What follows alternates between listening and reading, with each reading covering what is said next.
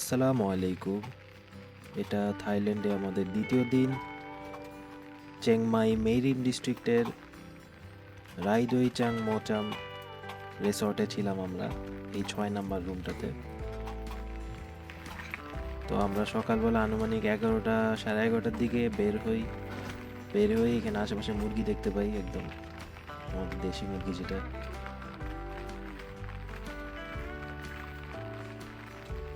আশেপাশে ঘোরাঘুরি করছিলাম, সুন্দর কিছু ফুল দেখলাম। এই ফুলটা দেখে খুবই ভালো লাগছিল, কিন্তু এটা অ্যাকচুয়ালি আর্টিফিশিয়াল ফুল।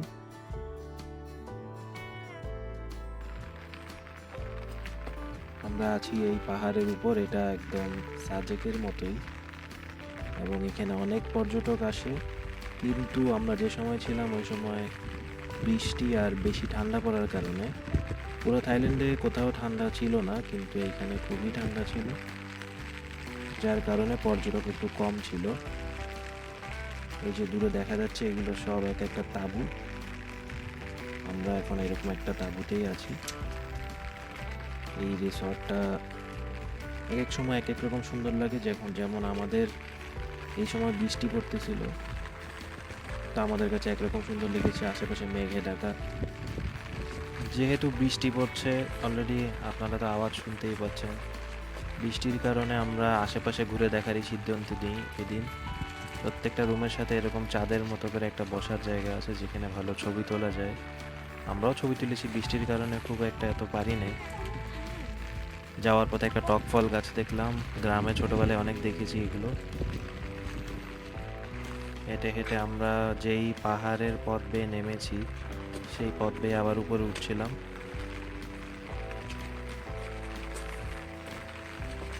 ডানে।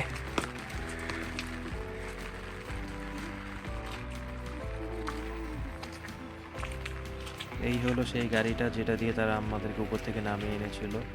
আরও দেখলাম এখানে বাঁধাকপি হচ্ছে, মানে পুরো পাহাড় জুড়েই সবাই বিভিন্ন শাকসবজি চাষ করে এখানে।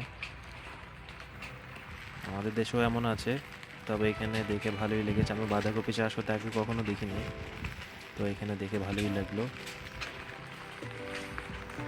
হেঁটে হেঁটে উপরে যেতে যেতেই দেখলাম একটা ইলেকট্রিক কার, বিওয়াইডি ডলফিন। দেখে ভালো লাগলো। এখানকার নেটওয়ার্ক ব্যবস্থাও অনেক উন্নত। পাশেই দেখলাম একদম 5G টাওয়ার। তো আমাদের সাজেকে যেমন নেটওয়ার্ক পাওয়া যায় না, কিন্তু এখানে একদম ওরকম কোনো সমস্যা নেই। আমি আমার ল্যাপটপ নিয়ে কাজও করতে পেরেছি, তো আলহামদুলিল্লাহ পারফেক্ট ছিল। বৃষ্টি আমার অনেক পছন্দ, তো বিদেশের মাটিতে বৃষ্টি পেয়ে ভালোই লেগেছে।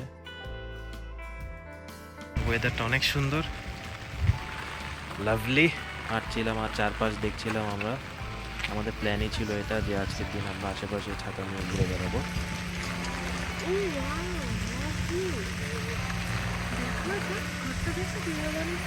হ্যাঁ, এটাই তো বলছি।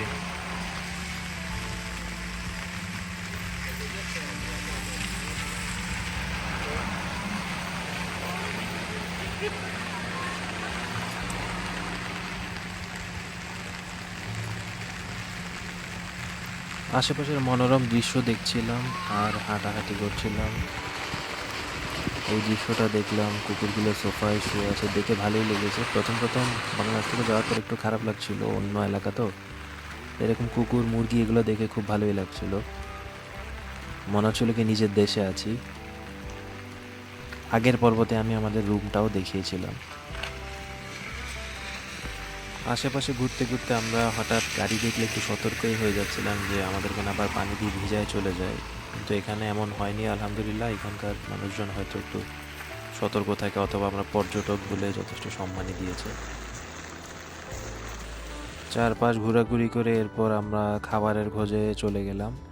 ভেবেছিলাম এখানে কোনো হালাল খাবার পাবো না। চলার পথে দেখে ফেললাম আরও একটা ইভি, বিওয়াইডি সিল, পাহাড়ি এলাকায়, খুব সুন্দর লাগলো। তারপর আমরা এই হালাল খাবারের দোকানটায় ঢুকে পড়লাম, দেবাং হালাল রেস্টুরেন্ট। এখানে যে মহিলাটা ছিলেন উনি একজন মুসলিমই ছিলেন। আমরা এখানে নাস্তা করতে আসলাম। এটা একটা হালাল ফুডের দোকান, অ্যান্ড উনি একজন মুসলিম। ওনাকে যখন সালাম দিলাম উনি উত্তর দিল, এবং এখানে সব কিছু হালাল পুরি বিক্রি করে। প্লেসটা অনেক সুন্দর। কেমন তাই না? ঝাল প্লাস মিষ্টি, মাংসটা রান্না মজা হয়েছে না? অনেক মজা। এটা একটু জাউ ভাত, লেখাই ছিল স্টিকি রাইস। জাউ ভাত আমার অনেক পছন্দ, সো আলহামদুলিল্লাহ খাবারটা অনেক ভালো, মজা। একটু মিষ্টি মিষ্টি ফ্লেভার আছে, আর সবজিগুলা হাফ বয়েল, মানে ওরা সম্ভবত হাফ বয়েলই খায়। মাংসটা খুব সুন্দর কুক হয়েছে, আর ভাতটাও পরিমাণ মতো দিছে, মানে আমরা তো বেশি খাই, তো এখানে একটু কম খাওয়ার অভ্যাস হয়ে যাবে। আর এখানে লেবু পাতাও দিছে। ওরা বিভিন্ন ধরনের পাতা ইউজ করে খাবারের সাথে, মজাই হয়। এটা আমরা স্পাইসি চাইছি, এটা ঝালও, আবার মাঝে মাঝে একটু মিষ্টি মিষ্টিও লাগে, খুবই মজা আলহামদুলিল্লাহ। খাবার শেষে ঠান্ডা নিবারণের জন্য কফি দরকার। আমরা এখানে আসলাম কফি খাওয়ার জন্য। একটা কফি প্রায় 120 টাকার মতো। আশা করি কফিটা ভালোই হবে। এখানে একটা সুন্দর কুকুর আছে, আমি ওনাকে জিজ্ঞেস করে কুকুরটার ছবিও তুলছি একটা। জায়গাটা অনেক সুন্দর। তাইফা মনে হয় ভিতরে ঘুরে দেখতে গেছে, ওই যে তাইফা। প্লেসটা অনেক সুন্দর।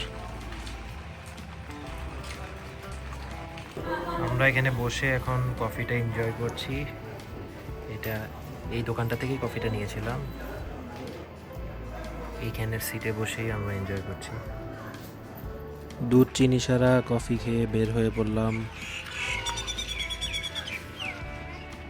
প্রকৃতির সুন্দর ডাকাডাকি।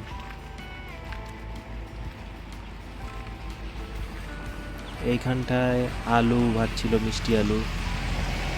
মিষ্টি আলু নিয়ে আমরা চলে যাই আমাদের রিসর্টে। আমি ওনার সাথে বার্গেন করার ট্রাই করলেও উনি আমার মানে কথা বুঝতেছে না, এমন একটা ভান ধরে উনি আমার কাছে মনে হলো 80 টাকায় জোর করে 2টা মিষ্টি আলু দিয়ে দিছে। যাই হোক, আলুটা মজা ছিল, এই আর কি। আজকের পর্ব এখানেই শেষ করছি। ইনশাল্লাহ নতুন আরেকটা পর্ব নিয়ে আসবো অন্য দিনগুলোয় কী করেছি সেটা দেখানোর জন্য। আল্লাহ হাফিজ।